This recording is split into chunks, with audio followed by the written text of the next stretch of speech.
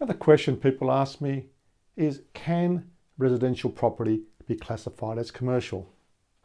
Well, again, the short answer is depends. In current residential areas, there are situations where you can have some commercial properties.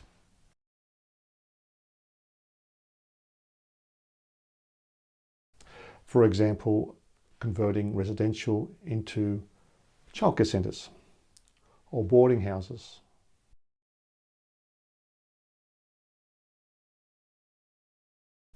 Or retirement villages or over 55s. It really depends. Now, that's currently. It reminds me of a story. I remember years ago, my son was about 10, 12 years old. He always wanted to be a builder since he was 2. Anyway, he had a good knowledge. I used to show him around all the properties, and he had a good understanding of properties, even at a very young age. And we're walking outside our house and we're talking about property. And I'm not sure how the story went to. We're talking about, I said, one day there's going to be units here.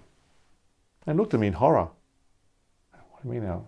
They build units on our top of our house?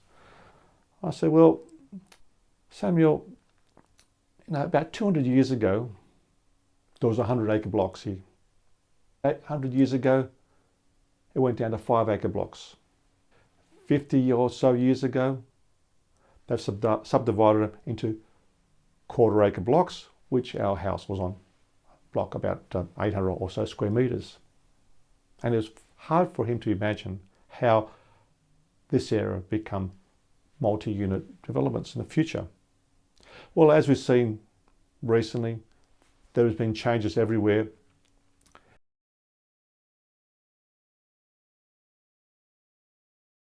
Industrial blocks have been converted to residential. Residential have been changed to commercial. You even got rural into housing. You got, like in Sydney, you got the Western Sydney, you got the airport. They're building skyscrapers with their farms before. So in time, things change. So the short answer is yes, residential can be classified as commercial. Also, banks regard things like boarding houses and possibly multi-unit blocks as commercial properties, even though technically they're not. But it's a bit of a grey line there. So it really depends how you classify them, who classifies them.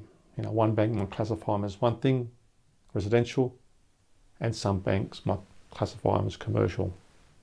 It all goes back to return and risk factor, how they're all categorised for loan purposes, etc.